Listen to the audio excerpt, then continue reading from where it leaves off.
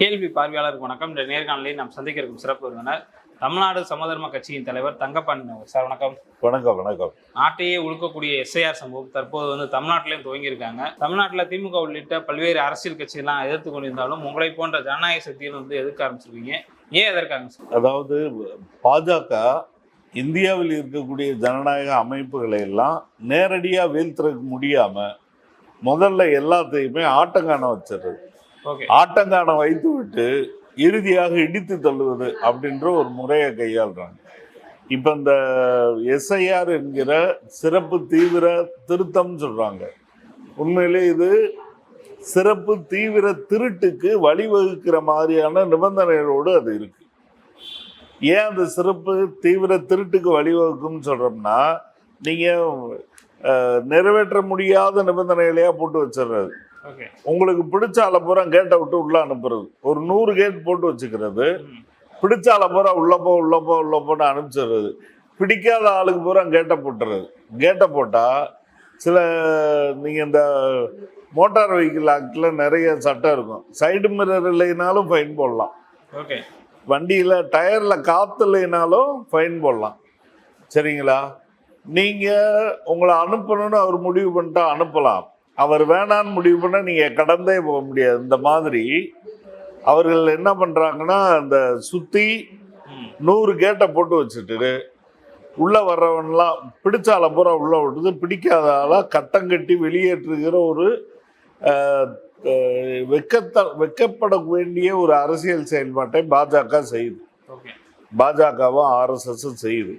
இதை வெளிப்படையாக பீகார்ல பார்த்துருக்கிறோம். 1000 கணக்கில் 100 கணக்கில் கள்ள ஓட்டு போடுறது, மால் பிராக்டிஸு, ஓட்டு திருட்டு அப்படின்னு நம்ம முன்னால கேள்விப்பட்டிருக்கோம். ஆனால் இப்போ 100 1000லாம் கிடையாது, லட்சம் கோடி, கிட்டத்தட்ட 1.25 கோடி பேர் சந்தேகப்படும்படியாக சேர்க்கப்பட்டிருக்கிறாங்க அப்படின்னு சில அமைப்புகள் சொல்றாங்க. ஆதாரபூர்வமாக 72 லட்சம் பேர் நீக்கப்பட்டிருக்காங்கன்னு சொல்றாங்க. பல இடங்கள்ல குளறுபடிகள். ஒரே பெயர்ல இருக்கக்கூடிய வாக்காளர்கள் எக்கச்சக்கமாக பல இடங்கள்ல சேர்க்கப்பட்டிருக்காங்க. இப்படி ஏகப்பட்ட குளறுபடிகள். இதுக்கு பேர் தான் வாக்கு திருட்டு. அது தமிழ்நாட்டில் நடக்க போகுது. அப்ப நம்ம தமிழக மக்கள் விழிப்போட இருக்க வேண்டிய விஷயம் என்னன்னா, நீங்க விஜய்க்கு ஓட்டு போட ஆசைப்படலாம், உங்களுடைய தலைவர்களுக்கு ஓட்டு போட ஆசைப்படலாம், ஸ்டாலினுக்கு ஓட்டு போட ஆசைப்படலாம், கம்யூனிஸ்டுக்கு போடணும்னு ஆசைப்படலாம், யாருக்கு வேணா ஓட்டு போடணும்னு ஆசைப்படலாம். ஆனா அந்த ஆசைக்கே உழவு வந்துருச்சு. மொத்தத்துக்கு உங்களுடைய வாக்குரிமை அவங்க வேணாம் நினைச்சா வேணாம், போனா போது இருக்கட்டும் நினைச்சாதான் உங்க வாக்கு தப்பும் என்கிற ஒரு நிலை தான் இந்த SIR சிறப்பு தீவிர திருத்தம் அப்படின்னு சொல்றாங்க. இதுல என்ன சிக்கலான இது இருக்குன்னா, இப்ப போன எலெக்ஷன் இருக்குல்ல, 2002 சட்டசபை தேர்தலுக்கு பிறகு அதுல பதியாதவங்க இந்த தடவை பதிய வந்தா, வாக்காளர் அடையாள அட்டை பதிய வந்தா, அவங்க அப்பா அம்மாவுடைய பர்த் சர்டிபிகேட்டு அல்லது இருப்பிட சான்றிதழ் கொடுக்கணும். சரியா? பர்த் சர்டிபிகேட்னா இன்னும் ஒரு 25 வருஷத்துக்கு பின்னால போனா ரொம்ப கஷ்டம். அப்ப எல்லாம் பர்த் சர்டிபிகேட் முறையே வரல. சரிங்களா? அதே மாதிரி இருப்பிட சான்றிதழ் எங்க போய் வாங்குறது? அப்ப இந்த மாதிரி கடுமையான நிபந்தனைகள் எதுக்குன்னா வடிகட்டுறதுக்காக இருக்கு. இது எப்படி நீட் தேர்வு ஒரு வடிகட்டியோ அதாவதுங்க, இந்தியாவில் ஏழைகளுக்கும் ஒடுக்கப்பட்ட மக்களுக்கும் பிற்படுத்தப்பட்டவருக்கும் எதிராக கல்வியில வடிகட்டி இருக்கு, மருத்துவத்துல வடிகட்டியை கொண்டு வந்திருக்காங்க, பல்வேறு துறைகள்ல வடிகட்டும் முறைகளை கொண்டு வந்திருக்காங்க. இப்ப வாக்குச்சீட்டுலயும் வடிகட்டும் முறை தான் இந்த SIR. அதனால இந்த SIR-ஐ குடிமக்கள் அனைவரும் கடுமையா எதிர்க்க வேண்டிய தேவையில இருக்கும். அவங்க ஓட்டை காப்பாத்திக்கணும்னா கட்டாயமாக எல்லோரும் இந்த SIR-ஐ எதிர்க்க வேண்டி இருக்கு. நோ டு SIR அப்படின்னு இந்தியா முழுக்க அதை எதிர்த்துட்டு இருக்காங்க. இப்பதான் அவங்க இந்த மாதிரியான ஒரு முறை நடைமுறையை கொண்டு வந்திருக்காங்க. இன்னும் 1 மாதம் இருக்கிறது. அது வந்த பிறகு இது வேணா பண்ணலாமா? வரதுக்கு முன்னாடி எதுக்கு சரியா இருக்குமா? அதாவது தற்கூரிகளுக்கு தான் வந்த பிறகு பேசணும். முன்னாலேயே என்ன நடக்கும் போது நல்லா தெரியும் போது அதை நீங்க முன்கூட்டி தானே பேசணும். நடந்த பிறகு எப்படி பேச முடியும்? அவங்க இஷ்டத்துக்கு ஒரு விதிமுறையை போட்டு எல்லாம் கொண்டு வந்த பிறகு எப்படி நம்ம அதுக்கு பிறகு அந்த கடைசி நேரம் கூச்சல் மாதிரி ஆயிடும். அப்ப இது என்னன்னு ஏதுன்னு ஆரம்பத்திலேயே தடுக்க வேண்டிய அவசியம் நெருக்கடி இருக்கு. அப்ப அதற்கான விழிப்புணர்வு பிரச்சாரமாகத்தான் இப்ப மதுரையில வாக்கு உரிமை பாதுகாப்பு கூட்டமைப்புன்னு அமைச்சிருக்கிறோம். இந்த கூட்டமைப்பை நீங்கள் தொடர்பு கொண்டு கேள்வி சேனல்லே கூட நீங்க நம்பர்களை வாங்கிக்கலாம், தொடர்பு கொள்ளலாம். யாராருக்கு ஓட்டுரிமை பாதிக்கப்படுதோ, யாராருக்கு ஓட்டுரிமை தரமாற்றோம்னு சொல்றாங்களோ, அது நீங்க முஸ்லீமா இருங்க, எந்த சாதியா இருங்க, எந்த சமூகமா இருங்க, எங்களை தொடர்பு கொண்டு நீங்க நம்பர் எங்களுடைய எண்களை வாங்கி பேசுனீங்கன்னா நாங்கள் உடனடியாக அங்கே போராட்டத்திற்கே வருவோம். அங்க வந்து போராடி உங்களுக்கான உரிமைகளை நிலைநாட்டுவோம் என்பதை மதுரையிலிருந்து வாக்குரிமை பாதுகாப்பு கூட்டமைப்பு சார்பாக கேட்டுக்கொள்கிறோம். இதுல முக்கியமா தமிழ்நாட்டுல பாஜக சில தொகுதியெல்லாம் கைப்பற்றுறதுக்காக தான் இந்த திட்டம்னு சொல்லி சில கருத்துக்கள்லாம் வருது. எங்கெல்லாம் அவங்க வந்து டார்கெட் பண்ணியிருக்காங்க?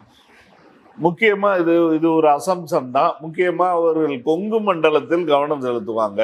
அப்புறம் நாகர்கோவில் கன்னியாகுமரி மாவட்டங்கள்ல கவனம் செலுத்துவாங்க. எங்கெல்லாம் அவர்களுக்கு ஓரளவு வாக்கு இருக்கோ அங்க அவங்க சாங் தான்ப்பா அப்படின்னு பொதுவா பேசுறது உண்டு இருக்குல்ல, அந்த பக்கம் அவங்க வந்திருக்காங்கப்பா ஒரு காலத்துல அப்படின்னு சொல்ற இடங்கள்ல இப்ப பூரா வாஸ் அவுட்டு தமிழ்நாட்டை பொறுத்தளவு இருந்தாலும் அந்த பகுதிகளில் இவர்கள் அதிகமாக வாக்கு திருட்டில் ஈடுபட வாய்ப்பு இருக்கு. வாக்கு குளறுபடிகளில், ஏமாற்றில், மோசடிகளில் ஈடுபட வாய்ப்பு இருக்கு. எனவே முக்கியமா கொங்கு மாவட்டங்களில் கோயம்புத்தூர், திருப்பூர், ஈரோடு இது போன்ற மாவட்டங்களில் உள்ள மக்கள் ரொம்ப எச்சரிக்கையா கண்காணிங்க. உங்க ஓட்டு மட்டும் இல்ல, உங்க ஓட்டு இருக்கான்னு பாருங்க, பக்கத்து வீட்டுக்காரங்க ஓட்டெல்லாம் சரியா இருக்கான்னு பாருங்க. அது மட்டும் இல்ல, தேவையில்லாத ஆட்கள் புதுசா உங்க தெருவுல சேர்க்கப்பட்டிருக்காங்களான்னு பாக்குறது ரொம்ப முக்கியம். அது வேற இருக்கா? ஆமா, இந்த வாக்கு திருட்டு பிரச்சனையே அதானே.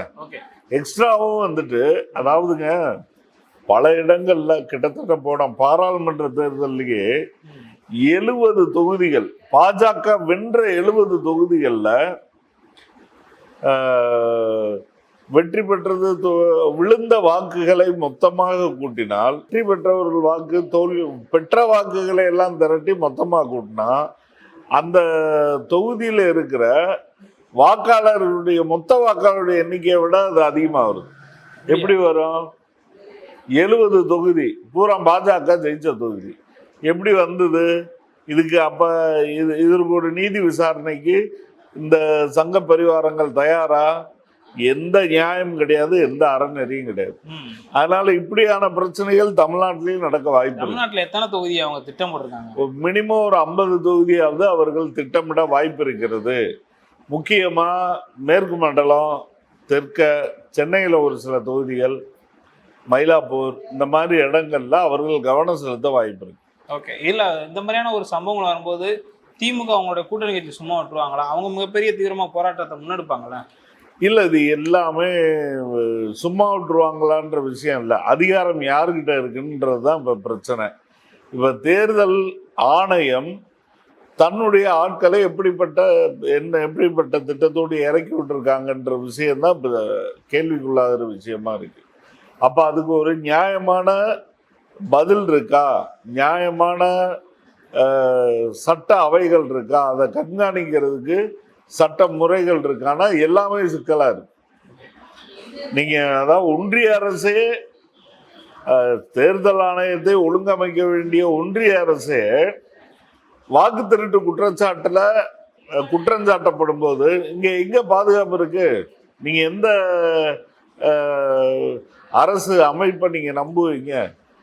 அப்படியான பிரச்சனையோட இருக்கு. அதனால குடிமக்கள் விழிப்படைய வேண்டியிருக்கு. நம்ம ஓட்டையும் பாதுகாக்கணும், பக்கத்தில் இருக்க ஓட்டையும் கண்காணிக்கணும், புதுசா தேவையில்லாத ஓட்டு சேர்க்கப்பட்டிருக்கான்னு கண்காணிக்கணும், ஒவ்வொருத்தரும் கண்காணிக்கணும். உங்க தெருவில் எதையும் புதுசா சேர்க்க அனுமதிக்காதீங்க, எனக்கு என்னன்னு அசால்ட்டா இருக்காதீங்க. தெரிஞ்சதுன்னா எங்களை போன்றவர்களை தொடர்பு கொண்டு ஒரு வாட்ஸ்அப்ல அந்த போட்டோவையும் அது யார் யாரு இல்லாததை சேர்த்திருக்கிறார்கள் என்பதை நீங்கள் இந்த மாதிரி ஊடகங்களுக்கு நீங்க தொடர்பு கொண்டு அனுப்பலாம். நாங்க அதை எல்லாத்தையும் அதற்கு எதிரான போராட்டங்களை உருவாக்குவோம். உடனடியாக அதை நீக்க போராடுவோம். சம்பந்தப்பட்ட தொகுதிக்கே வந்து போராடுவோம் என்பதை வாக்குறுதியாக சொல்ல கடமைப்பட்டு. ஓகே சார், நன்றி. நன்றிங்க, நன்றி.